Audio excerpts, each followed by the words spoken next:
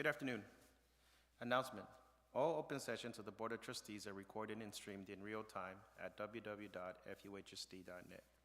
We're going to go ahead and call the meeting to order at 4:31 p.m. Fallbrook Union High School District Library, 2400 South Stagecoach Lane, Fallbrook, California, 92028. Announce the closed session agenda. First, we have Public Employment, Discipline, Dismissal, and Release, Government Code Section 54957. Conference with Legal Counsel pending litigation, Government Code Section 54956.9D1. Conference with Legal Counsel, anticipated litigation, significant exposure to litigation pursuant to Government Code 54956.9D2. Conference with labor negotiations, Government Code Section 54957.6. District negotiator is Ilsa Garza Gonzalez, Superintendent. Employee organizations, FHSTA and SEIU. Unrepresented employees, classified management, certificated management, and confidential employees. Opportunity for members of the public to address the board on any item described in this agenda for the closed session. Opportunity will be granted for open session items. Government Code Section 54954.3. Do we have any comments? We do. Marin Pinnell regarding labor negotiations. Where am I looking for the clock? Is there a... the timer, does the timer pop up on the screen? It should. Okay, just so I know when it's starting. You like documentation? You can record, it's fine. I'm not recording. Okay.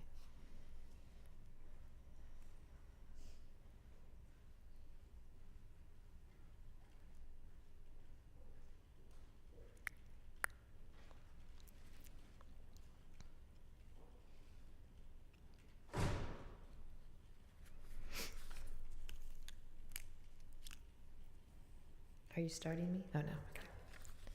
Ready? Good evening, board members and district staff. My name is Marin Pinnell. Last month, I led a portion of the November staff meeting. When staff entered, I asked them to sit at a table with members from different departments for the activity. Everyone collaborated together as we did an inquiry-based strategy to evaluate the mission statements of the programs we have at Fallbrook High, such as AP, AVID, CTE, Dual Immersion, and IB. When I later read the exit tickets, I was delighted that a majority of staff enjoyed the opportunity to work together. Almost everyone was positive in their feedback on the activity. Experiencing our staff in this way was positive for me, but when I reflect about the culture that is developed at Fallbrook High, I must tell you that teachers have really given of themselves to adapt to change. Change is difficult, it is not easy, and it takes extra energy. The staff at FHS, both certificated and classified, have adjusted to trimesters, and not just a schedule change, but extra grading, more preps that are taught by a teacher in a single schedule, and more connections with additional students in a year.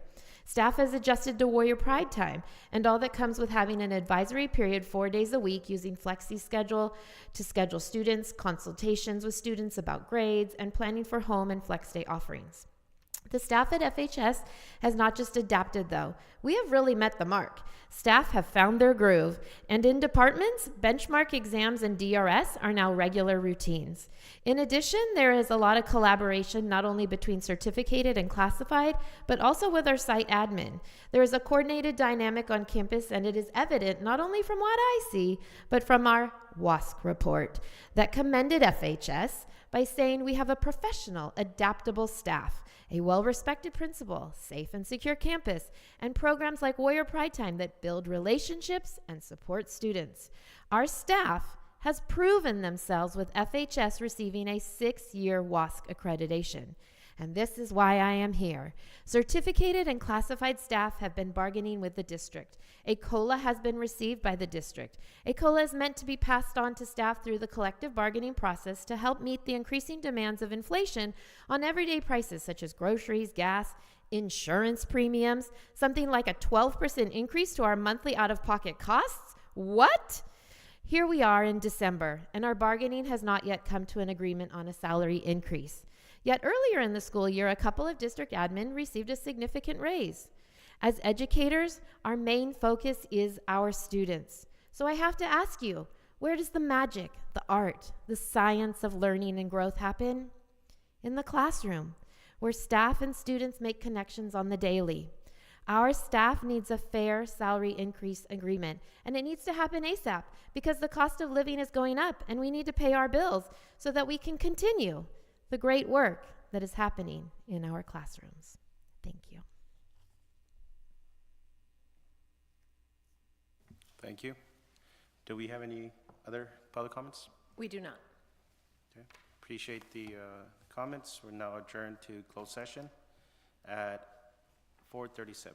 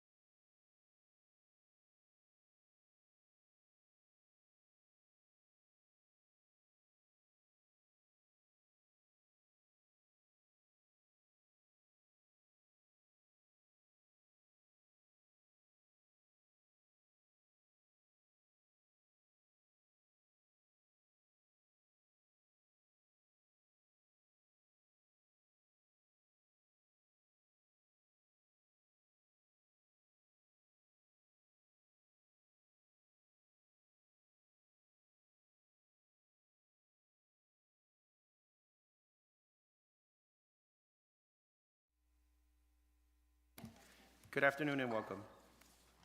Are we ready? We are ready. Yep, awesome. We will now reconvene to open session at 5:35 PM. Announcements. All open sessions of the Board of Trustees are recorded and streamed in real time at www.fuhsd.net. We will now move on to the flag salute. Can everybody please stand? Right hand over your heart. Ready, begin. I pledge allegiance to the flag of the United States of America and to the republic for which it stands, one nation, under God, indivisible, with liberty and justice for all. Roll call. Board of Trustees, Oscar Caralampio, President. Present. Eddie Jones, Vice President. Present. Teona Rodarte, Clerk. Present. Paul Christensen, Trustee, is not here. Chris Haskell, Trustee, is not here today. Student Board Representatives. Emma Fierro. Present. Thank you. Kira Hart. Present. Charlize Polson. Present. Thank you. And Superintendent Ilsa Garza Gonzalez. Present. Informal review of governing team norms. The Board of Trustees approved norms are that we be respectful, be approachable, be open-minded, be communicative with no surprises, be willing to listen, be prepared, and be trustworthy. Report from closed session. Public Employment Discipline Dismissal and Release, Government Code Section 54957, nothing to report. Conference with legal counsel pending litigation, Government Code Section 54956.9D1, nothing to report. Conference with legal counsel, anticipated litigation, significant exposure to litigation pursuant to Government Code 54956.9D2, nothing to report.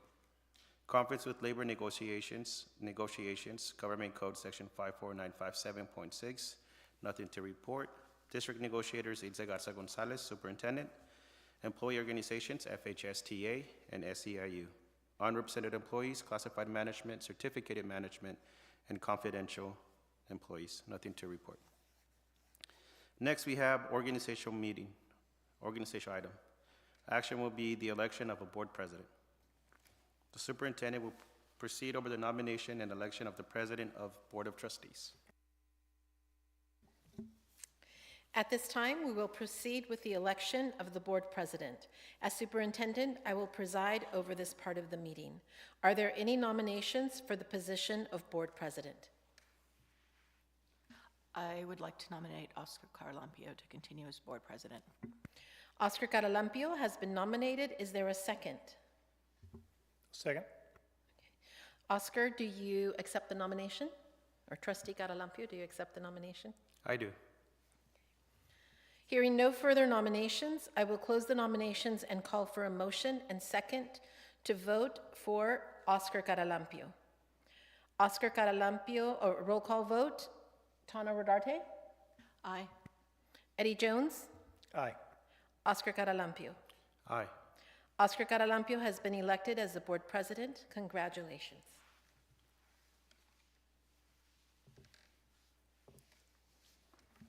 Thank you. Next. Action item, election of board vice president. The board president will preside over the nomination and election of the vice president of trustees. I'd like to nominate Eddie Jones as vice president.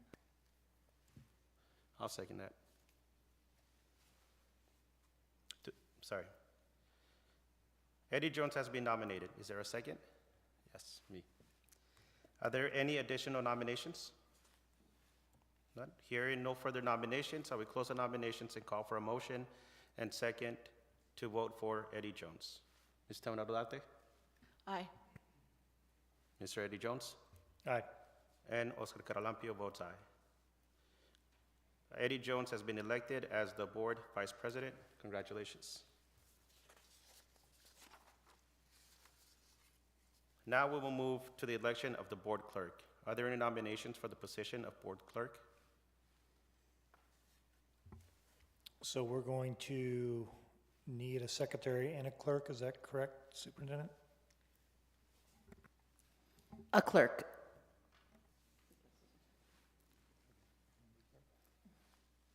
I would like to nominate Tana as our clerk. Or Darte. Teona Rodarte has been nominated. Is there a second? That's me. I'll second it. Are there any additional nominations? None. Here, no further nominations. I will close the nominations and call for a motion and second to vote for Teona Rodarte. Ms. Rodarte? Aye. Mr. Eddie Jones? Aye. And Oscar Caralampio votes aye. Teona Rodarte has been selected as the board clerk. Congratulations. Next, we have appointment of board secretary. The next item is the appointment of the board secretary. It is recommended that the superintendent, Ilsa Garza Gonzalez, be appointed as a secretary to the board of trustees. Do I have a motion and second to appoint the superintendent as the secretary to the board? I will move that we appoint our superintendent, Ilsa Garza Gonzalez, as our secretary. And I'll second. Thank you. Moved by Ms. Rodarte, second by Mr. Jones. Ms. Teona, how do you vote? Aye. All right. Ms. Polson, how do you vote? Aye. Ms. Fierro? Aye. And Ms. Hart? Aye. Thank you. Ms. Rodarte? Aye. Mr. Jones? Aye. And Mr. Carrampio votes aye. Superintendent Ilsa Garza? And then Christensen and Haskell. That's it. Mr. Oh, there it is. Mr. Haskell and Mr. Trustee are absent. Superintendent Ilsa Garza Gonzalez is appointed as secretary to the Board of Trustees. Congratulations. Next, we have action item, adoption of board meeting calendar for the period of July 2026 through June 2027. Can I get a motion? I motion that we adopt the calendar for the 26-27 year as presented. I'll second that. Moved by Mr. Jones, second by Ms. Rodarte. Student Board Representatives, Ms. Fierro, how do you vote? Aye. Ms. Hart? Aye. Ms. Polson? Aye. Awesome. Mr. Carrampio votes aye. Mr. Christensen is absent. Mr. Haskell is absent. Mr. Jones? Aye. And Ms. Rodarte. Aye. Next, we're going to adopt the agenda. I move that the board adopts the agenda for the regular meeting of December 10th, 2025 as presented. Moved by Ms. Rodarte.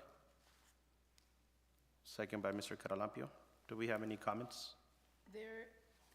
There is an addition to the agenda.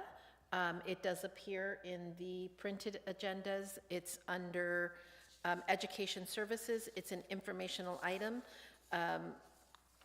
Unfortunately, the item, New Course International Baccalaureate Sports Exercise and Health Science, was included internally but was not visible to the public on the posted agenda. I am proposing to amend the agenda to add this item. Since we have a quorum, the board may vote to amend the agenda at this time.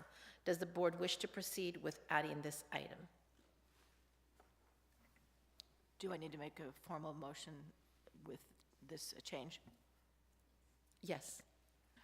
I revise my motion to adopt the agenda for the regular meeting of December 10th, 2025, as presented with the additional of the education services, which is an information item only regarding an IB course in health. And I'll second. Thank you. Any further comments or questions? None. Student Board Reps, Ms. Fierro? Aye. Ms. Hart? Aye. Ms. Polson? Aye. Mr. Caralampio votes aye. Mr. Christensen is absent. Mr. Haskell is absent. Mr. Jones? Aye. And Ms. Rodarte. Aye. Next, we have recognitions.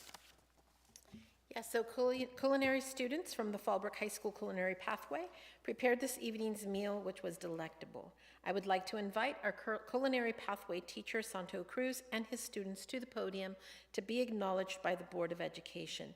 Students, if you can introduce yourselves and share your role in preparing tonight's dinner.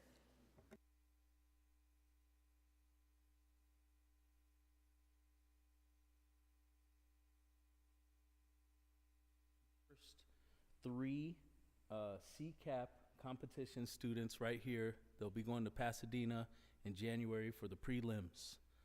So prelim competition. So they're kicking butt. And then we have our student of the month right here, JD. So JD, why don't you start it off? Good evening, Board of Committees. I would like to extend my sincere gratitude to the board for taking the time to recognize our CCAP team today under Mr. Cruz's guidance.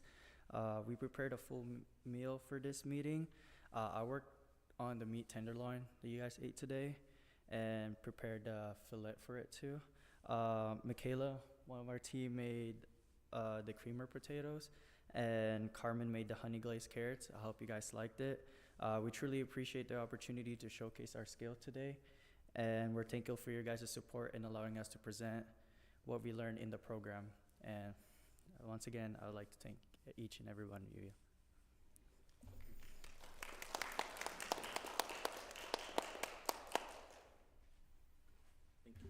Well, thank you and good luck, and let us know how it goes in January. Well, we will.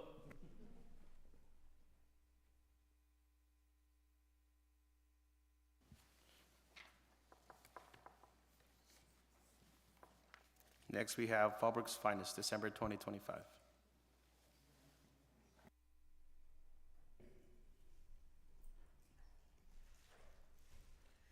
If I could have our board members and our student board members step in front of the dais.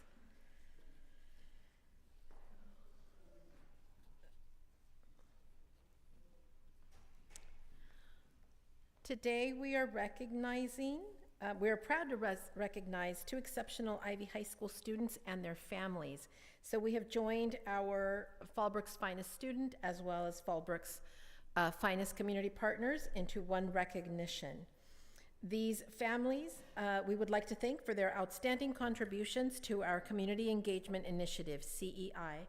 As vital members of our CEI team, these parents and student representatives have gone above and beyond to advocate for Ivy High School and our district. Our CEI community partners, the Aguirre family and the Robles family, have demonstrated remarkable dedication.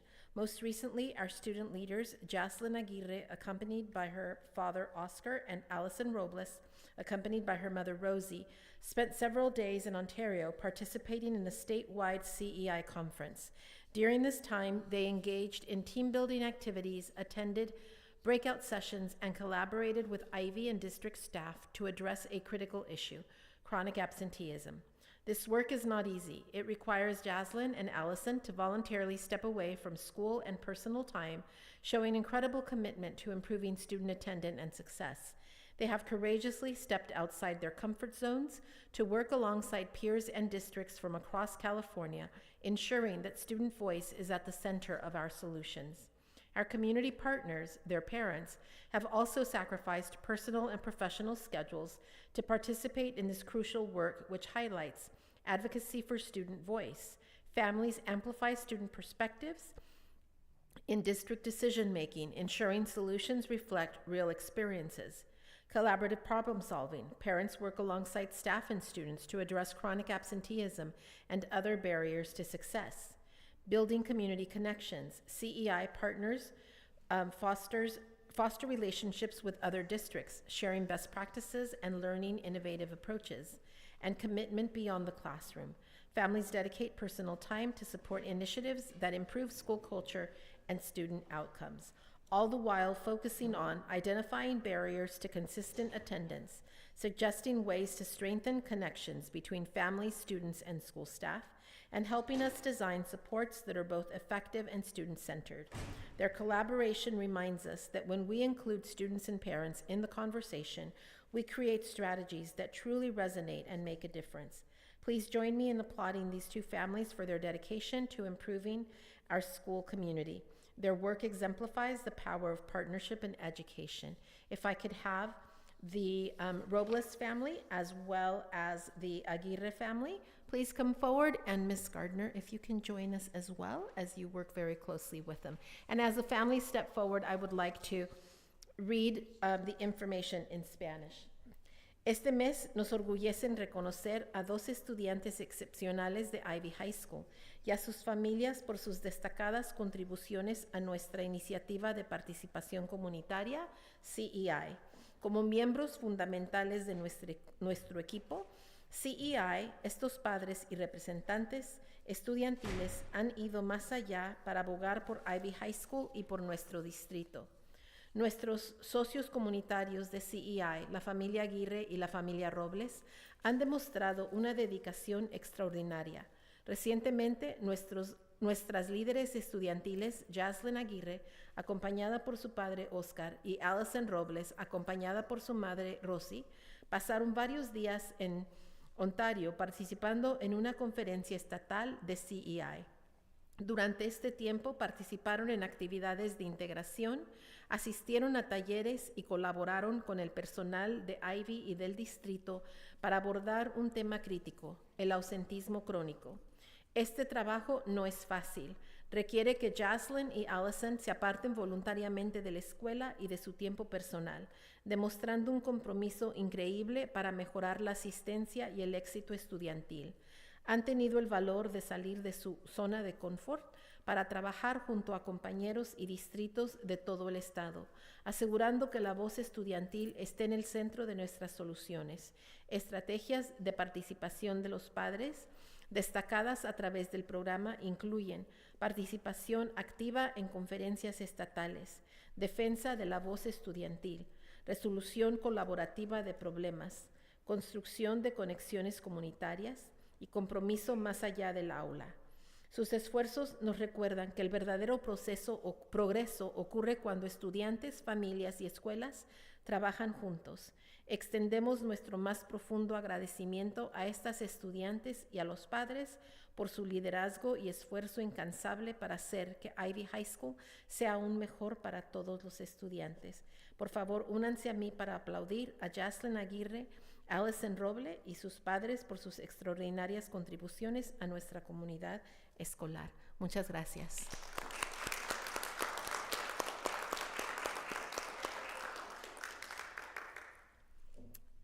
Get the picture? Thank you.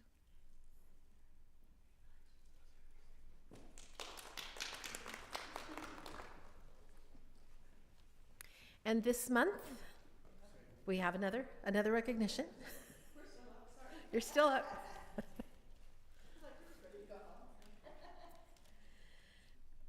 We are now recognizing Fallbrook's finest department.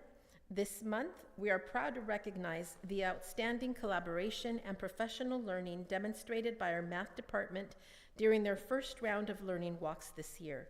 The team engaged in productive, reflective, and truly energizing conversations that highlighted their shared commitment to improving instruction and supporting all students.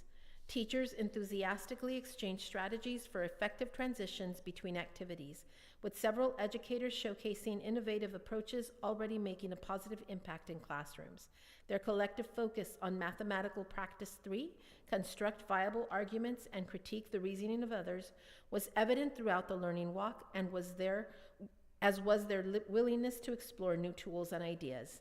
Together, the team used Claude AI to draft fresh, engaging lessons, resources they were excited to implement and even more excited to see students respond to with active participation and deeper thinking. We would like to acknowledge several standout contributions. Heidi Ferre for her excellent four-corner strategies that sparked rich student discussion. Jason Dale for creatively incorporating music to support smooth and efficient classroom transitions. And I'd like to say that I visited Mr. Dale's classroom and witnessed that myself, and it was very effective. And a special appreciation for the department chair, Debbie Berg, whose thoughtful planning, scheduling, and facilitation were instrumental in ensuring the learning walks were meaningful, were well organized, and conducive to productive professional dialogue. While the department already maintains a strong resource bank aligned to standards, this learning walk inspired an additional goal: to collaboratively build a shared library of highly engaging lessons that can continue to grow throughout the year. Their reflections, teamwork, and dedication demonstrate the kind of professional excellence that elevates teaching and learning across our school. Please join us in honoring the math department at Fallbrook High School for their commitment to innovation, collaboration, and high-quality instruction. And with us tonight are Debbie Berg and Paul Grimes, and I'm going to check to see if anybody else walked in before I had a chance to get their names. So Debbie and Paul, please step forward.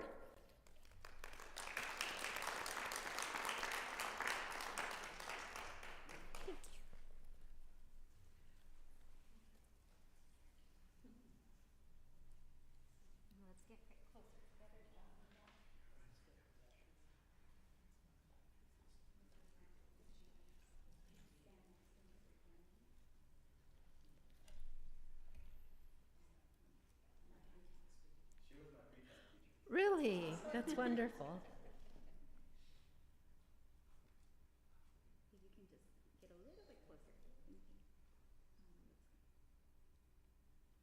Thank you very much for all that you do for our students.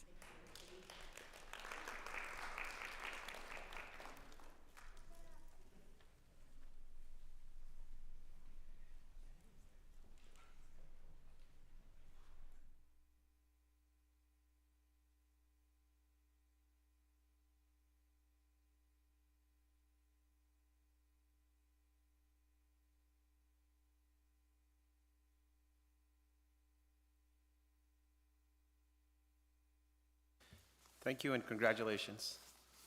Next, we have presentations, Fall Sports Recap by Pat Walker, Athletic Director.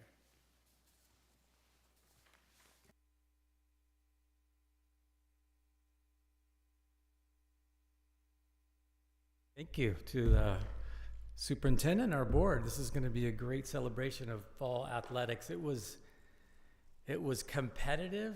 It was heartbreaking. Lots of great scholar athletes. So I'm really proud of the kids this fall.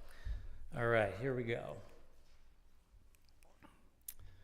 Volleyball, they had an overall record of 16-13. They were 6-4 in league play, and they finished in third place in a really tough league. They had 2 first-team all-league selections, 1 second-team all-league selection, lost in the first round of the Division II playoffs, and they had a team GPA of 3.40. That was Madison, our coach's second year, and she's doing a great job building a feeder program and club, and I'm proud of all the work she's doing with the kids. Field hockey was exceptional. They went 14-10 overall in Division I. They were 5-8 in a really tough league. And I was down at Mount Carmel, and they lost in sudden death in Division I semifinals in an incredible battle. And I mean, the kids just left it on the field. And that was the heartbreaking moment because they were so close to getting to the CIF championship. Mount Carmel ended up beating LCC also, and they just barely got by us. They had 1 first-team all-league selection and 2 second-team all-league selections, and their team GPA was 3.67, which is really high. It's pretty impressive. Water polo, very young competitive team that really improved greatly in 2025. Their overall record was 13-7. They were 4-2 in league play. They were champions of the Spartan Invite and the Mount Miguel Invite. They had 2 second-team all-league selections, team GPA of 3.42. They qualified for the first round of CIF. They lost by 1 goal to Mater Dei. Mater Dei ended up going to the finals in Division III. So they were very close also. Tennis, girls finished in 4th place in the Palomar League, which is a brutal league in tennis. They qualified for the D3 playoffs, and they lost in the semifinals. Tennis hasn't made the semifinals since COVID, when they won an actual championship. So they had a really outstanding year. They had 1 first-team all-league selection and 2 second-team all-league selections, and their team GPA was 3.66. Cross country, the boys team consisted of numerous freshman and sophomore runners, so they have a really bright future. 7 runners competed in league finals. They had 8 runners compete in CIF. Their team GPA was 3.43. Overall, the girls finished in 2nd place in league. They had 8 runners who helped the team finish 2nd in their league championship and had 3 first-team all-league selections. That's the most in probably 5 years. And their team GPA was 3.82, which is incredible. Yeah, so I was really proud of Sierra. She's not going to come back and coach next year, and we will miss her, but she does a really good job. I love that picture. That's a great with all of them there. Golf had an overall record of 3-11, 1 first-team all-league selection and 1 second-team all-league selection. Program grew, adding 5 new golfers. Catalina Mintzer placed 4th in league championships, which is another really strong kind of success story because the golf program has struggled with numbers. And this is the most girls we've had out in a long time. And we haven't had a first-team all-league selection in a long time, so they're growing. They had a team GPA of 3.60. Football truly competed all season. I really, really was proud of the kids and just the job that entire coaching staff did. They were young, and Coach Holcroft just did a good job really trying to build a program with what he had, because he was hired late. And in my post-season meeting with him, I just told him how proud I was of how he was able to work with boosters and take on a really big job with a lot of kids. He's almost over 100 kids. And he just had the kids compete really all year long. They finished 4-8. The offensive averaged 26 points a game with over 1,700 yards passing and 1,800 yards rushing. They had 3 first-team all-league selections, 2 second-team all-league selections. They lost in the second round of the D5 CIF playoffs, which was another heartbreaker because they were up late, and there was an incredible comeback. But they really did show a lot of improvement, so I'm excited for next year. Team GPA was 3.09. That's it for fall sports. Couple things to think about. Tomorrow at Carlsbad, competitive cheer. I'm sure Mr. Haskell, he better be there to support his wife. But they're going at 9 a.m. To 10 a.m. and they finished in second place last year. So Anna's really excited that they may get to a CIF championship, which would be really excited. That's it for fall sports.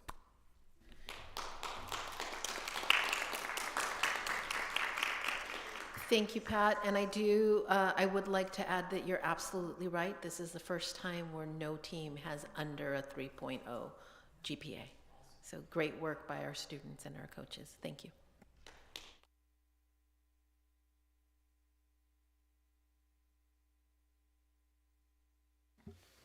Thank you. Next, we have public comments. The Fallbrook Union High School District Board of Education encourages and invites the public to comment on agenda and non-agenda items. Individual speakers will be limited to 3 minutes. Per legislation 1292, the board would give twice allotted time to a member of the public who utilizes translating technology assistance to address the board. Total public input on any one subject will be limited to 20 minutes and may be extended at the discretion of the board president. Comments on non-agenda items will be heard at this time. Comments on an agenda item may be taken at this time or when the agenda item is discussed by the board. Speakers will be called in order by topic and when card is submitted. The district's silence should not be mistaken for agreement with public comments. Rather, the board remains silent to comply with California law, avoid legal entanglements, and or to protect the privacy of those involved. Do we have any public comments? We do not. Thank you. Next, we have communications and reports. Report from student board representatives. Who would like to go first? Good evening. My name is Kira Hart, and I am the board representative for Oasis High School. I am happy to share that students have been putting in lots of hard work to ensure all of their coursework is finished for the semester, which officially ends on the 18th. However, students have been closing out classes leading up to this date, depending on the personalized plan they have made with their teachers. For students who are taking AP courses, they finish their semester 1 workload soon after Thanksgiving break to ensure they are on track to finish classes before AP exams in May. Students are expected to continue submitting assignments and completing their weekly check-ins until the end of the semester. Semester 2 will officially begin on January 5th. Moreover, in our monthly newsletters, Mrs. Gardner highlights scholarship opportunities students can apply to. This allows them to feel more comfortable with applying for financial assistance in their post-secondary educational career. Even if a student does not receive these national scholarships, it provides them with important experience before applying to local ones. On another note, students were also sent a San Diego Recycling Initiative flyer that provided them with the information about the importance of recycling and how they can help their community by doing so. We are hoping this will encourage students to become more proactive members by taking part of this initiative and will allow them to practice helpful habits for our city. Other than that, I have nothing to report. Thank you for listening, and I hope everyone has an amazing winter break.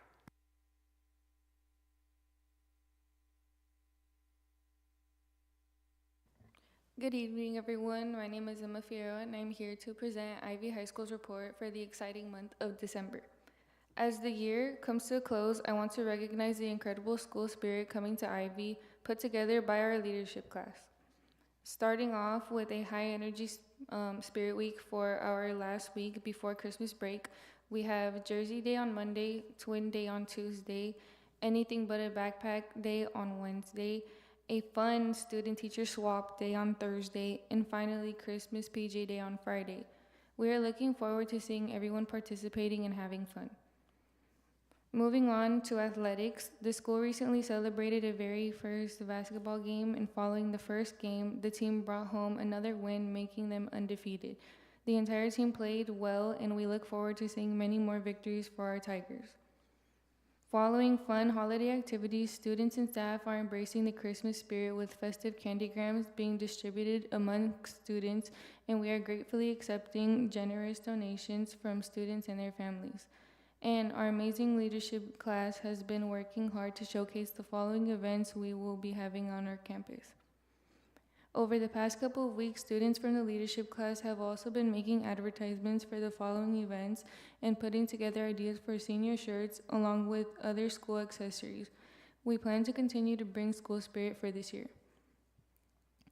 This Friday, senior portraits will be taken at the Oceanside Pier with students from our yearbook and photography class also in attendance to focus on new sections of their photos and that they have been working on, giving students the opportunity to have an open canvas.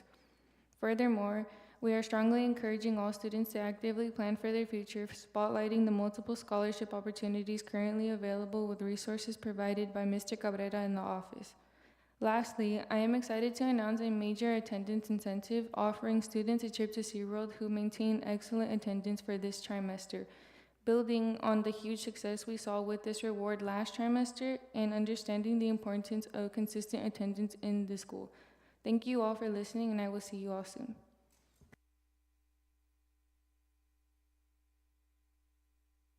Good evening, everyone. I hope you're all having a wonderful December. My name is Charlize Poulsen, and today I'll be giving a brief update on the upcoming and past events that our Fallbrook ASB has planned and executed.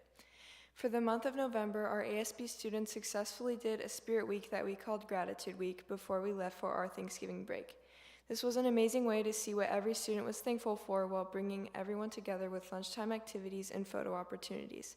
That Spirit Week went from November 17th to the 21st. Moving on to this month, so far we had a winter pep rally that was led by our ASB students on the 5th. This went decently well, and our class received some positive feedback from it. During the pep rally, we featured our school's band, color guard, and dance team to showcase their winter-themed performances.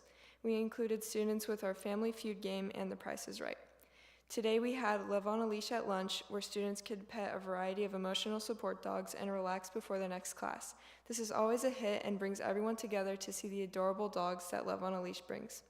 Our last event coming up before our winter break is Winter Spirit Week. This will be held next week from the 15th to the 19th. We will have dress-up days every day. Monday will be Polar Express Pajama Party. Tuesday will be Family Holiday Card, which is wear matching attire with your friends. Wednesday is Candy Cane Class Clash, which is upperclassmen wear red and lowerclassmen wear white. Thursday is Holly Jolly Dress Up, so it's like festive gear, Santa, elves, and reindeer. Friday is Bring Your Own Sleigh, which is anything but a backpack. During lunch on these days, our ASB is providing all types of activities such as a photo booth and a gingerbread scavenger hunt. The student body is working hard to give the school a good amount of spirit and excitement for the upcoming break. Lastly, coming up for the month of January, we will have our third and final blood drive, Love on a Leash at lunch, and our final winter event called Winterfest. All of these are to be updated at our next meeting. This is all I have for you today, and my alternate Ashlyn will be updating you on your January events next month. Thank you. Thank you. Next, we have report from principals.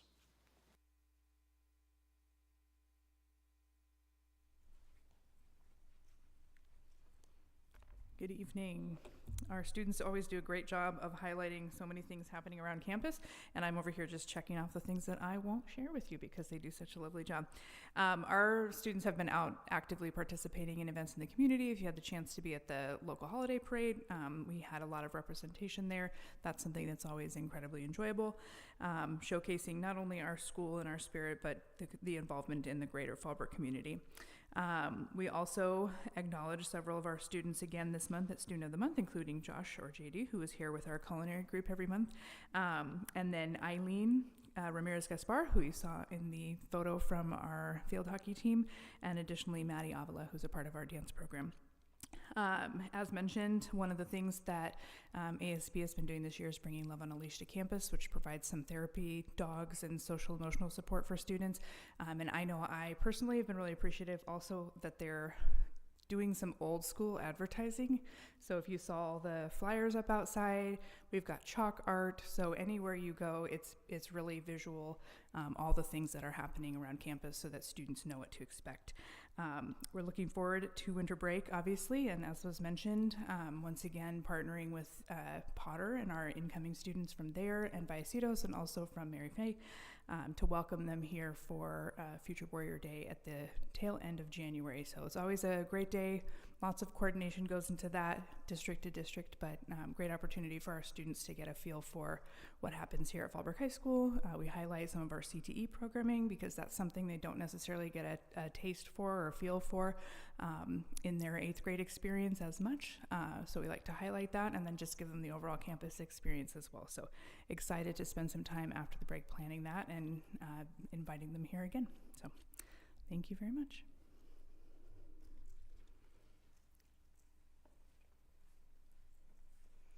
Good evening, everyone. As we head into the holiday season, I'll just recap a couple of things that we have coming up without treading on the toes of my amazing board reps too much. As Kira mentioned, we are wrapping up our semester for OASIS, and our students are currently taking their final exams, wrapping up courses, and working very closely with their teachers to set up their scheduling for the spring semester. Our teachers are working really closely with Mr. Miramadas, our counselor, and our guidance team to make sure that we're designing courses that are meeting A through G requirements and looking at opportunities to remediate courses that maybe are not A through G compliant, so we're eliminating barriers for whatever reason students may have come to OASIS, that we're making sure they have every opportunity going forward. So our students and teachers are working really closely to wrap everything up, and we're looking forward to starting a new semester with our students off and running and preparing for future success. For Ivy, I again want to highlight all the amazing work that our leadership team has done. We've had a leadership team for a couple years, but this is the first year we've built it in as a system through our TIG, and there has been a burst of school pride on our campus that's visible. The windows are all decorated with holiday-themed inspirational messages. They have a lot of different fun activities happening. Great themes next week for our Spirit Week. If you stop by on Tuesday, I'm going to be dressed up like Colton Dean because he personally asked me to be his twin on Tuesday. He was our student of the month, so if I look a little different than normal, you'll know it's because I'm Colton. But we're doing a lot of fun things heading into the holiday season, and it's really showing in the connections with our students and the morales on campus. On this Friday, as Emma mentioned, we will be doing our rescheduled senior portraits. So our photography students will be taking our seniors to the Oceanside Pier with caps and gowns. They're going to be taking senior headshots so that they have something commemorative to show that their future projection is in fact graduation. And it's going to be a very cool opportunity for our students to have professionally taken headshots, and for our photography students getting to work with lighting, with natural backgrounds, with student subjects, and getting the tutorial by our famous photographer, Mr. Smith, who is our photography teacher on campus. So we are very excited to have that opportunity for our students. It's going to be a great learning opportunity and a great bonding experience for our senior class. And then looking into next year, we have a very unique project that we're going to be starting this second half of the trimester with an organization called Gone Boarding. As you are aware, we started a new business pathway the end of last year, Mr. Mejia has been working very closely with different hands-on opportunities that reflect student interest and also experiences that tie to the real world. And so under the guise of business leadership, we're going to be doing a project with a company called Gone Boarding, where they provide educational materials that actually provide lessons around the development of a product. Students are actually going to create their own skateboard line. They are going to build skateboards from scratch. They're going to do public interest surveys and get consumer feedback about what the design would look like, fair marketing value. He's currently working, he actually had a meeting with a skate shop in town to figure out how we could develop a partnership with them.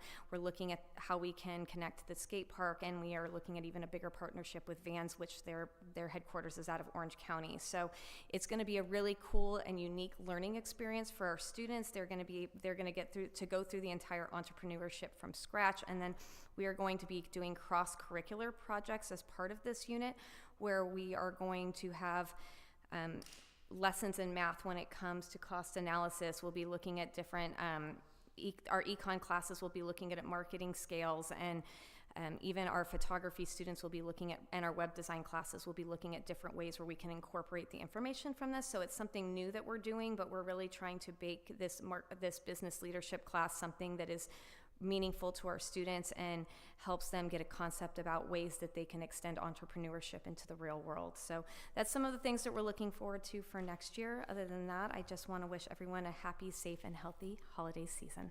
Any questions you might have for me? I don't have any questions, but I did want to comment a couple of things.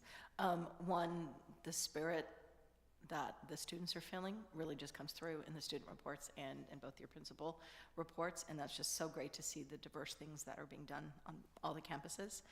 I love that, and when I was a paraprofessional at Rancho Bernardo High School, I was involved in a similar business marketing venture, and that is such a fabulous program, and so I really love seeing the kids getting that hands-on from very beginning to the very end. How do you market, and how do you make a profit, and how do you do that?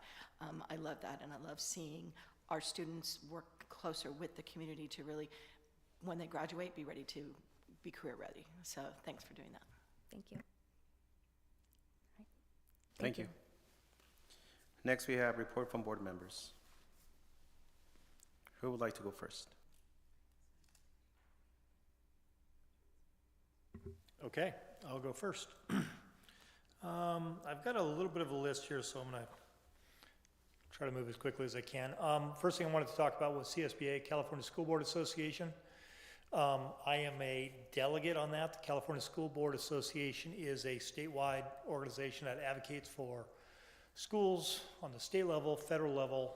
It helps with education training for board members, superintendents, administrative assistants, and a lot of other people. As a delegate there, I get to I get to help choose some of the future leadership of California School Board Association. We had an opportunity to elect our newest president. Her name is Deborah Shade, and she is a board member from Solana Beach. So the new CSBA president is a local person and somebody that actually Ilse and I met a couple years ago at one of the CSBA events. So it's good to have somebody that's got connections, and she's as pretty high up as you can get there. Following that, we had our, Ton and I went to the CSBA AEC. Remember what that stands for? Annual Education Conference. Thank you, which was up in Sacramento, where we got to learn a lot of what CSBA is doing and things like that. The big piece of news is I'm happy to report that CSBA is taking a much stronger position with the state of California to help advocate for school districts, especially small school districts, especially in the amount of support or lack of support. They're trying to get the state to shift from a mandates and compliance to more of a support and assistant framework. Essentially, CSBA has been advocating for a long time, but now they've got a much stronger message for local control. So instead of just the state telling us what to do with our budget that's stretched thin, we're hoping to get some more support from them. I had a good meeting with CBO, talked about it in maybe an hour on the budget, went over that in a lot of detail. So I just if you haven't heard me say it, we are all very impressed with the capabilities of our CBO, and though we are going to have some challenging times, I feel comfortable that Brenda knows everything that is happening there. So thank you for that. I think I'm going to be talking to the board about this next month, so I'm going to be a little bit vague, but I got an opportunity to meet with a student and one of the principals who mediated a good meeting where we talked about some graduation challenges. And the takeaway from that is I was so impressed with how much this student has going on. This person is, and again, I'm being a little bit vague, but just a lot of challenges at home. She's supporting other family members, taking brothers and sisters to school and everything else, working multiple jobs. It was really good to hear somebody working. It was very impressive to see this young adult and how hard they are working to succeed. So that was another meeting I had. Finally, just want to wish everybody happy holidays, Merry Christmas, Kwanzaa, Hanukkah, whatever it is, winter solstice. Please take a little time, spend with your family members, and let them know how much you appreciate them. Thank you. I have attended several events this past few weeks, but I want to dedicate my report on the memory of a Fallbrook resident, warrior parent, and a great friend, Mr. Ruben Castillo. Mr. Ruben Castillo was known as El Señor Cuba. He's a Cubano, and we always spoke about, he always shared his stories with me. He left Cuba many years ago and made Fallbrook his new home. I met him years ago when I taught at Fallbrook STEM Academy, and his youngest daughter was a second grade teacher there. She's now a high school warrior, and my deepest condolences go to her and her family. Mr. Castillo was a great friend, a lovely father, and he'll be deeply missed. A GoFundMe account has been created by his daughters to help with the funeral expenses, and I just wish that que descanse paz, mi gran amigo. Thank you. Next, we have report from superintendent. I was just going to jump in quickly. First off, my sympathies. I did not meet him, but that is sad to hear. I did want to quickly just report on the conference that I was able to attend as well, which was very informative. A couple of the sessions, we kind of went into breakout sessions following keynote speakers. One that I attended was bond meetings and the difficulties and the benefits, the pros and the cons, and very knowledgeable presentation. And I think as the board looks forward, as we need to upgrade some of our old infrastructure and our pool and make sure that it meets health and safety standards, I really got a lot of information out of that, and look forward to taking that further when those discussions happen. I think the other part that was very aware in most of the sessions that I attended was that students are working so hard and pulled in so many directions, and to some extent, and so are parents, and so to a large extent, a lot of things are falling all on the school. And so that's where I give kudos to all three of our schools and both of our principals and our administration, that we look not just at the student, but we look at the student and their family and their friends and their needs and their concerns as good as we can, although we cannot be everything for everyone. But that's definitely something that I think at the state level everybody is aware, and that kind of goes hand in hand, I think, a little bit with what Mr. Jones was reporting, is we really don't want our people spending lots of time filling out forms. We want our people spending time being with students and helping them and helping their families. And then the last one was one of our keynote speakers, was very dynamic, and had some very uplifting and enlightening kind of information to present in these kind of challenging and sometimes daunting times. I had just gone up to him to shake his hand and just to say thank you for letting me kind of, finish in a positive note. And he actually has a podcast and kind of talking a little bit about our school district and what we do. And so he's invited me to join him on his podcast. So I look forward to meeting with our superintendent in terms of what kind of verbiage we want to get out and what we want to highlight and talk about. But we are doing some very unique things, and we should be very proud of it. So thank you.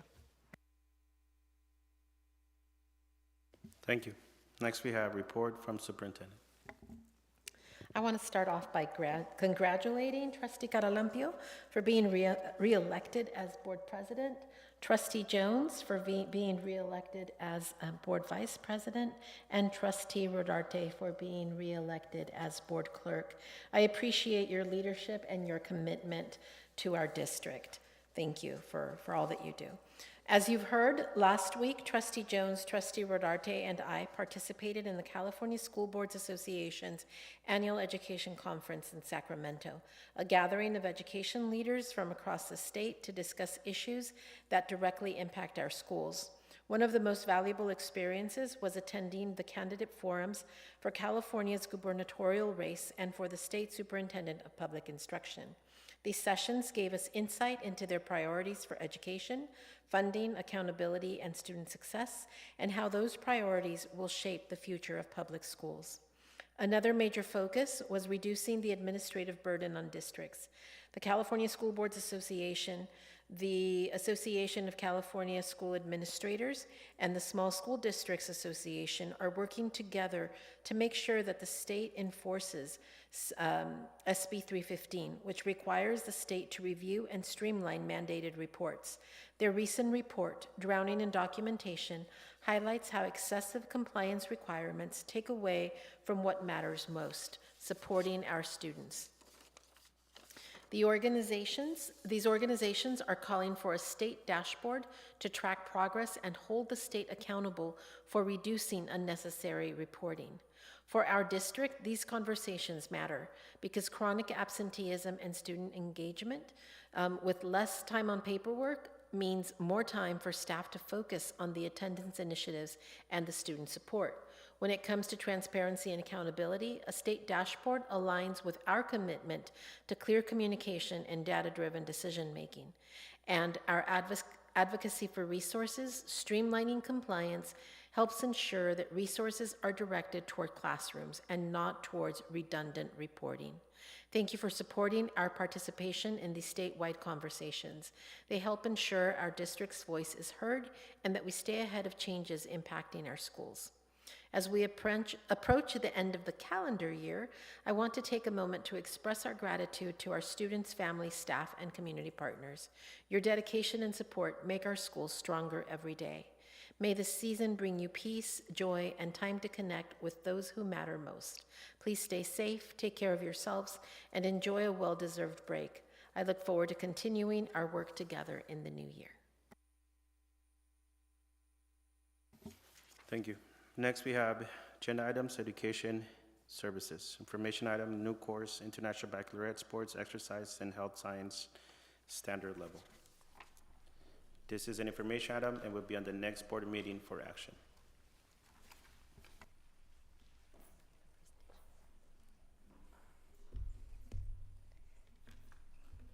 Do I have a presentation? No? Okay. Mr. Tippin, could you bring the presentation up? I have notes if I can go off my notes if necessary.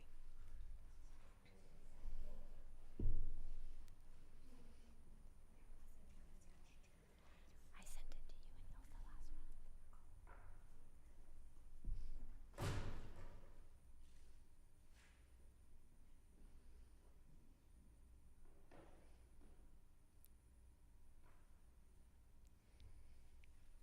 A little bit of pressure now that it should be an amazing presentation.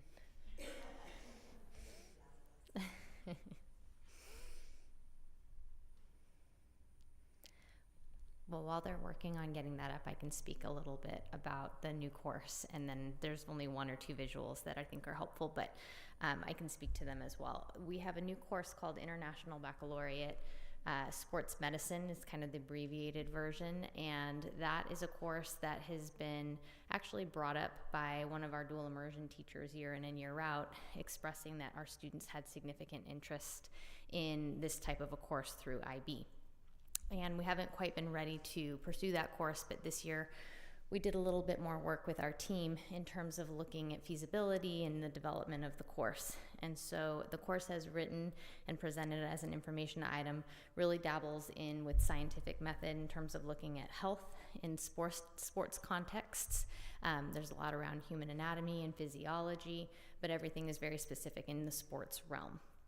The target audience for that course is our 11th and our 12th graders, so our International Baccalaureate classes are courses that have to be taken at those grade levels. It's also targeted towards our dual immersion students. It's a course that we would, if it's approved, would be offered in Spanish and would be offered in English. Primarily though, as I said, we're targeting our dual immersion population. Our current dual immersion pathway includes an International Baccalaureate class for environmental systems and societies. And so the evolution of this course came into play because environmental systems and societies as a standard level course was a 2-year course. And what we noticed for all of our IB courses that the 2-year courses in year 2, we were seeing attrition in students. And so keeping their interest in one particular course or content area was something that was a little bit challenging. So we took our standard level courses and we solidified those into 1 year instead of 2, because with the trimester system, we could hit the mandated number of hours for the IB program. But what that meant for our dual immersion program is they are required to take 2 classes in their target language, which for us is Spanish, to be maintaining 50% immersion in their target language. So by removing the year 2 IB environmental systems and societies, it left our dual immersion program with a gap for them to continue and take those 4 years in that target language. So the goal of this course is it would be a 1-year course, standard level, and it would simply take the place of the IB environmental systems year 2 course. So it would basically be a replacement. And the replacement aspect of the course is where there's no additional cost. So we have approximately 34, 35 students right now who would be going in to take that course as juniors if it was approved, and then as seniors they would all go and they would take the environmental systems and societies, which allows us to run then 2 full courses. The cost to the district would be approximately $5,000 in materials. That's what it would cost us to purchase textbooks for a class set for students at 35, and also for them to have textbooks at home. And that's with the approximate cost of the book being about $70. And those funds would be able to be utilized through our instructional lottery, supplemental concentration, and our learning recovery emergency block grant, or some of our additional or our restricted funds that we could use to purchase those materials. So you're not missing that much in the presentation. It just had a very nice visual that showed you that environmental systems and societies was going away and IB sports medicine was coming in to take the place. So it's not in addition to, it's in the place of. Could students who are not in the dual immersion program take this course as well? So on our course requests, we would have the opportunity for it to be offered in English as well. So if they're not part of the dual program and they want to take it in English, and we get enough students to offer the class, because that's the critical piece for us, is we have to have enough students to offer the class, then yes, we would be able to offer in English. We have a teacher in Spanish ready to go. We have a teacher in English ready to go. Additionally, for the course that's offered in Spanish, we've been having a lot of conversations with our dual teachers, and especially knowing that we have a smaller population of dual students who come into the high school, we are looking at allowing students who are maybe not part of the program but have high linguistic proficiency in Spanish. So if we have high linguistics in Spanish for our English language learners, they could take the class, or if they just happen to be strong in Spanish, but maybe they're not an English language learner, they could take the class as well. Thank you for sharing that. I did want to mention I had multiple comments at the conference and talking with other board members from other school districts, asking about if we had baccalaureate, I can never say that word, program, as well as dual immersion, and they were so impressed that we have both of those. So I just wanted to compliment you on that. Thank you. Question about, okay, so this is not a CTE class, right? Correct. Because my experience in touring a school down south, they had a sports medicine CTE. This is not that. This is more like a biology-ish class focused on sports medicine. Correct. To be a CTE class, you have to have a CTE credentialed teacher, which means they have to have experience in the field. And so for us, International Baccalaureate, it would be taught by one of our science teachers. Is there, okay, and then you talked about this being dual immersion. So when we talk about textbooks, students take every student gets a textbook that goes home. The classroom has a second set for everybody. Mm-hmm. So is the classroom going to have how many textbooks? So it would be for the 35 students, and the textbooks for International Baccalaureate are all in English. So the challenge for our dual teachers is they do have to go look for additional resources in Spanish, and usually we can get those through the IB website, and they are in contact with other international schools that can provide some of those resources, but there's usually a resource and it's usually in English. So that would be 35, if it's a class of 35 students, 35 textbooks in the classroom for them to use in the classroom, and then 35 for them to be able to check out and then have just at home for homework. So total of 70. Thank you. Mm-hmm. Since this is a course designed for dual immersion, right, as of now, would that mean that students are locked into a certain period? As in, since it can't be offered multiple periods because it's most likely for a cohort of 35, will that lock them in? It all comes down to the numbers. So based on number of dual immersion students we have right now in 10th grade Química, that's where I'm getting my number of 35, and 35 means it would be one section. So once the master schedule is built, it gets placed where there's the highest availability for students to be able to get in and take that course. So in that respect, once the master schedule is built, yes, it would be locked. If we got more interest in that and we were able to offer 2 sections, that's where there becomes a little bit more flexibility in terms of how that's placed on the schedule. Okay. Thank you. Mm-hmm.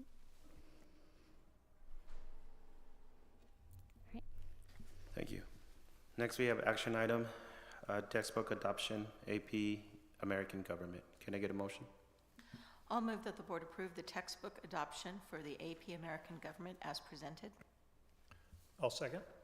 Thank you. Moved by Mr. Rodarte, second by Mr. Jones. Do we have any questions? Just a comment. I was able to review the textbook. Got to the meeting earlier. It's sitting right there on the counter. I was pretty impressed by it. So that was it. Just for anybody who's watching, if parents want to request a textbook to review, how can they do that?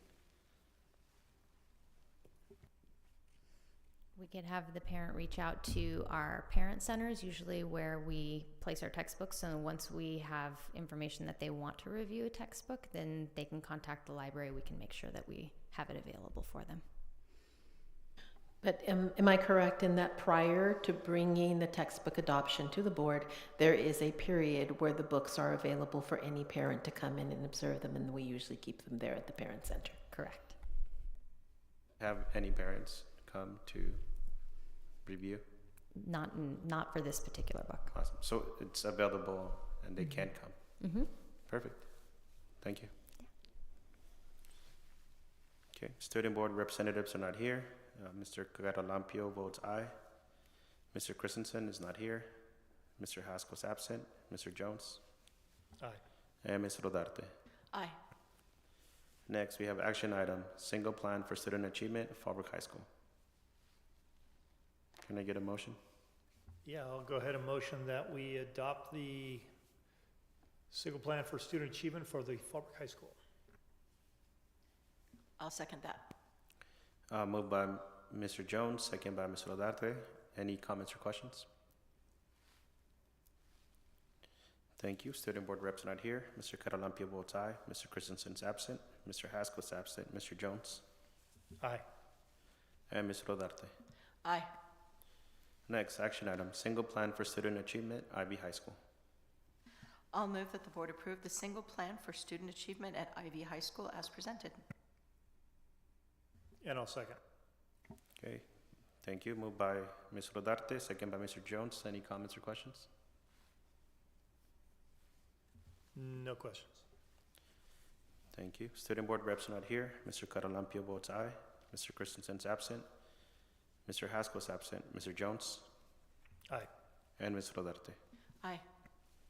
Next, action item, approval of student Chromebook purchase for the 2025-2026 school year via Omnia contract, Trafera. I'll move that the board approve the student Chromebook purchase for the 2025 to 2026 school year via Omnia contract, Trafera, as presented. I'll second that. Thank you. Comments or questions? None. Student, nope. Do you have any? No. Okay. Student board reps are not here. Mr. Caralampio votes aye. Mr. Christensen's absent. Mr. Haskell's absent. Mr. Jones? Aye. And Ms. Rodarte. Aye. Next, business services. Action item, notice of completion and approval for release of retention for bid number 2324-01,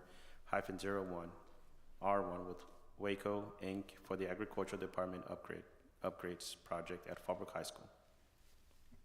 I'll move that the board approve the notice of completion and approval for the release of retention for bid number 2324-01, R1 with Waco Incorporated for the Agricultural Department upgrades project at Fallbrook High School as presented. I'll second. Thank you. Any comments or questions? Student board reps are not here. Mr. Caralampio votes aye. Mr. Christensen's absent. Mr. Haskell's absent. Mr. Jones? Aye. And Ms. Rodarte. Aye. Next, action item, first interim financial report, fiscal year 2025-26. I motion that we adopt the first interim financial report fiscal year 25-26 as presented. I'll second that. Thank I'll you. second that. And I believe we have a presentation for this. Yes. So tonight we have our first interim report, which is the budget and actuals through October 31st of this fiscal year. And I'm going to start with the revenue, and I'm not going to read off all the numbers. I'm just going to show you that on the revenue, I'm comparing the original budget, which was adopted at the end of June, to first interim, which is now. So what we've in our LCFF sources, which is the combination of our state aid and our property tax, we reduced $60,376. And our federal revenue, we increased the $92,899. State revenue, we increased $1.1 million. Local revenue, $137,000. So for the difference is we increased in our revenue is $1.3 million. And the reason for that is all on our restricted side, it's carryovers. And I'm going to break it down. So in our federal, we had carryovers, and that's money that we didn't spend in 24-25 that we were able to carry over. So I have to add it to the revenue and the expenditures in the new year so that we can spend it this year. So in titles 1, 2, 3, and 4, we had just under $33,000, as you see there. Perkins grant, we weren't sure we were going to be awarded that at adoption, so we found that out after, so I've added it to the budget since. That's $60,000. Those are the details that make up that $92,899 on the federal side. And then the state restricted between 2Pay, Prop 28, the classified school, summer assistance, some mental health. There's a lot of changes. What I thought we were going to have at the end of last year and what we currently have and any carryovers, all of those adjustments, I didn't break down all the details, but it's a total result of a decrease of $43,342. And then we have a new grant, Student Support Professional Development Block Grant, and that's to the tune of $431,600. We will not spend that all in 1 year. We are going to break it up over 3 years. But since we did already receive the money, then I did have to account for the revenue. So I had to account for the expenditures on the other side. So that's why I increased the budget on the state side of $431,600. And then between CTEG and Strong Workforce, those are our two main CTE grants. Between carryover and new grants for this year, I had to increase the budget of $759,780. So that's the reason for the $1.1 million on the restricted side. It's a lot of it money we already had that we didn't spend last year, and so I have to carry it over to the current year. And then on the local, our SPED, which is AB 602, the money that we get for revenue for special ed, that increased by $77,735 more than I had budgeted for. We have another grant that's a local grant, and that's our Border Region Pipeline Grant. It's a CTE grant, and that's to the tune of $60,000. So that's the reason, that's what makes up the increase of the $137,000 that you see on the local line under revenue. And then our contribution. So our contribution is where when you look at the budget and you see revenues, you see expenditures, and you see, wow, we have more revenue than we have expenditures, our budget's great. Until you see the contribution line. The contribution line is where we have to take money from our unrestricted side and we contribute it to the restricted side. Our main two resources that we need to contribute to is special ed, because the revenue that we get from AB 602, property tax, does not equal the amount of expenditures. So that shortfall, the district's general fund needs to make up for. And our routine restricted maintenance, that's where our tradespeople are paid out of and where all of our maintenance costs are paid for. That, by law, we have to contribute 3% of our general fund. It's the same amount as our restricted, of our reserves. Thank you, I couldn't get the word reserves. We have to have 3%. And so we usually contribute to the amount of the budget to keep that flush. But since we are in declining enrollment, our expenditures are increasing, I didn't do the contribution as high as we usually do. I had to actually go through and make some reductions in maintenance. If like last year they bought some equipment and some large things that they don't need to buy this year. So I was comfortable reducing their expenditures. So therefore their revenue doesn't have to be as high. So I reduced the contribution to routine restricted maintenance by $232,000, saving the unrestricted side of the general fund. But I did have to increase special ed, the $94,000.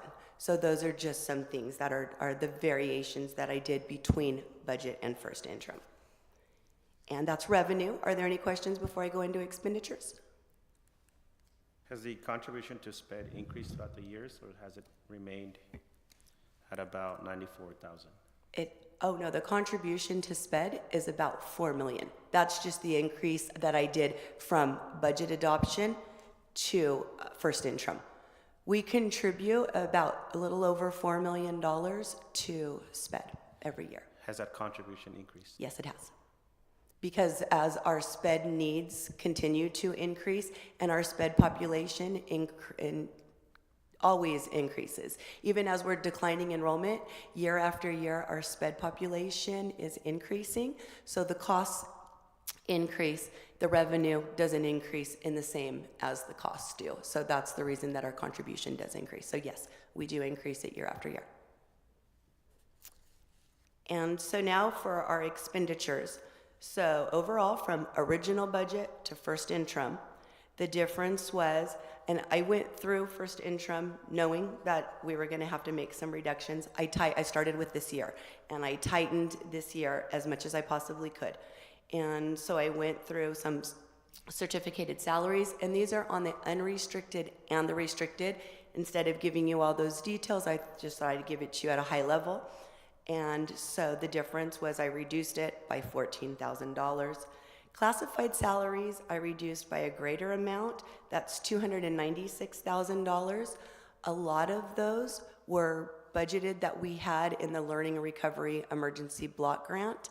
And some of those on the unrestricted side are on our supplemental side, where we had a bilingual paras budgeted there. And we were able to reduce that just for this year because our classified English language learners, newcomers coming in, were lower than usual. So it doesn't require as many bilingual paras as we had originally budgeted for back in June. And then employee benefits, those just go with salaries. So I decreased those by 68,000. Books and supplies, 20,000. And I did increase too, a large amount, the 1.5 million. So I want to point out what that was. 162,000 of that 1.5 is our utilities, looking from last year to this year. And that also comes with some of our insurance under our utilities, like our property and liability. So those went up more than I had anticipated. So as a whole, 162,000.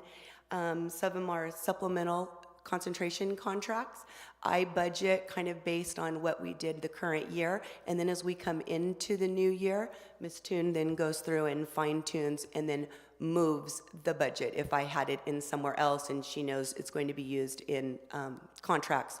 So that got in the contracts line of supplemental concentration there got increased for this year, $288,000. SPED for $55,000. We have more conferences, and that's for restricted. And when we do get our restricted money, we really try, unless we have a full plan of salaries and benefits and extra duty, and if we're going to hire supplemental positions. But if we're not, and we're not really sure, I'm not really sure what we're going to do with that, I will always budget it in the 4s and 5s, because that's the supplies and the professional contracts, because those are much easier to reduce. So when I just don't know where to put the money, I just kind of budget it evenly. I'll divide it in 2 and put some in supplies, some in professional contracts. So I did that, and then so the majority of that $1.5 million, about $1 million of it was the restricted grants. So that's what, and I spread them across the different 5,000s. And now on to our general fund unrestricted. I'm only showing you the unrestricted because this is our multi-year projection. And under AB 1200, you know, we always have to show that in our 3rd year, we are going to be able to meet all of our expenditures and cover our 3% reserves. So what we do is we take the beginning balance, which was last year's closing ending fund balance. That's our beginning balance, which is $5,034,346. And by the time we take that balance, you add this year's revenues, you subtract this year's expenses. That gives us an ending balance of $3.2 million. We must keep $35,000 for our revolving cash, and we have to have our 3% reserves, which is $1,371,000. So that leaves us with an unappropriated fund balance, meaning no commitments, just in our savings, $1.8 million. So now, in the subsequent year, you take the ending balance before any reserves or anything taken out, the 3.2. That becomes the beginning fund balance for 26-27. You add those revenues, subtract those expenses, and you end up with $2.3 million. Take out the revolving cash and the 3% reserves, and then the unappropriated fund balance is just under $1 million. And then same thing in 27-28. So and then having that and the fact that we end the 3rd year with $96,000, that allows us to have a positive certification. So we can file a positive certification with the county. They will review everything. They have to agree with my numbers. They send me things I have to answer. I have to answer for every change I've made, and everything I say I have to be able to support.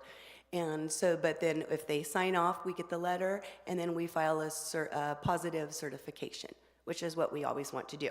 But in order for us to do that, we did have to make some reductions in our 26-27 fiscal year. And there's also a resolution coming to the board tonight after this report, which shows what those reductions are. They're at various places, their salaries, their benefits, their contracts.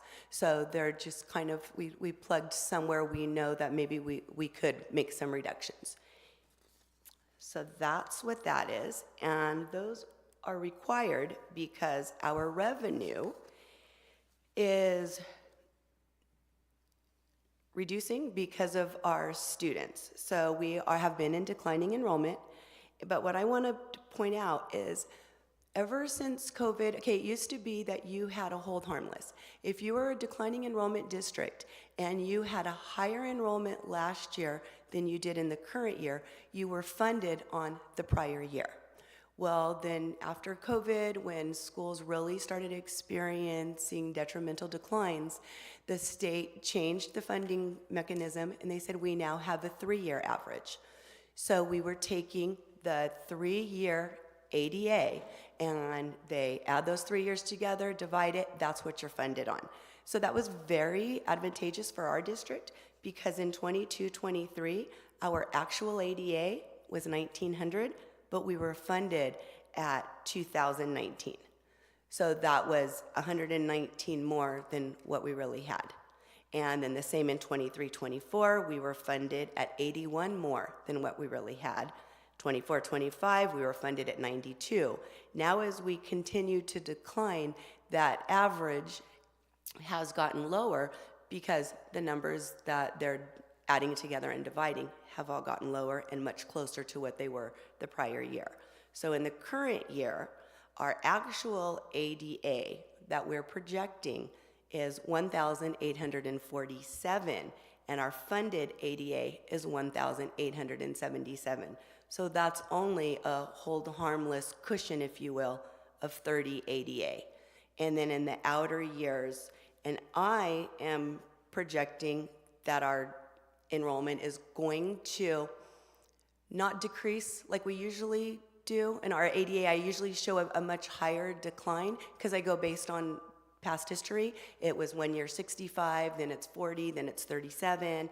So not only, even though I still project that our enrollment is going to decline, but we're going to such great lengths to improve our attendance. And our whole theme this year is attendance matters, that normally we take the enrollment times 93% attendance rate, but our attendance rate, in fact, as of the end of November, our attendance rate was at 95%. So I'm going to be less conservative than I usually am, and I'm going to say that our enrollment with a 95% attendance rate is going to yield us 1,840 ADA in 26-27. And since our decline seems to maybe have tapered off, I stayed with 1,840 in 27-28 because that is the 3rd year, so we have plenty of time to make changes if we drastically decrease. So that's where the projection comes from. And the reason I want to point this out is because in the LCFF calculator that creates what our revenue projections are for the outer years, it's all based on what I put in there as our ADA projection. So that's why I wanted to make sure you saw that. And I have a little graph because at adoption, I showed you the huge variance between our actual ADA and what we were funded on. And so that has so significantly decreased so that the gap has narrowed that I just want you to see where our actual ADA and our funded ADA is very in line. So in conclusion, that, and I want to say this, so in my multi-year projection, I am reflecting $1,059,477 budget reduction. As I mentioned, it's spread out salaries, benefits, contracts, and you've read more about it in the resolution upcoming. The board will file a positive certification at this first interim. We are projecting an enrollment decline in the next 2 years, but an increase in attendance to yield a slight decrease in ADA. and this reflects a COLA of 3.02% in 26-27 and 3.42% in 27-28, because this is based on information we had as of October 31st. The governor's budget will be announced, and we'll be going to all those seminars in January, and then that's when the roll COLA will be announced. And if the COLA is higher or lower, then I will adjust the budget, and I will come back to the board in second interim with those updated numbers. Are there any questions? Thank you for clarifying all of these. And just for those of us who are not very good with alphabet things, the ADA is average daily attendance, and then the COLA is the cost of living allowance. So you're welcome. But thank you for all your hard work, Brenda.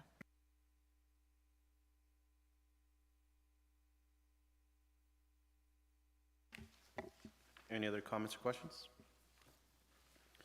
Okay, we will move on to the vote. Student board reps are not here. Mr. Caralampio votes aye. Mr. Christensen is absent. Mr. Haskell is absent. Mr. Jones? Aye. Ms. Rodarte? Aye. Next, action item, resolution number 09-2526 to identify the amount of budget reductions needed in 2026-27. I'll move that the board approve the resolution number 09-2526 to identify the amount of budget reductions needed in 2026 to 2027 as presented. I'll second. Thank you. Moved by Ms. Rodarte, second by Mr. Jones. Any comments or questions? No questions, thanks. Student board reps are not here. Mr. Caralampio votes aye. Mr. Christensen is absent. Mr. Haskell is absent. Mr. Jones? Aye. And Ms. Rodarte. Aye. Next, Superintendent, Human Resources.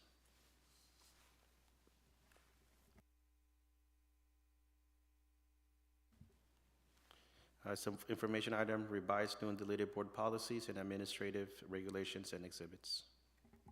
The revised new and deleted board policies and administrative regulations are being presented as an information item for a first reading and will return as an action item at the next board meeting. Ongoing reviews and updates are necessary with board policies and administrative regulations. The review enables the district to ensure the policies, regulations, exhibits, and bylaws conform to state and federal law.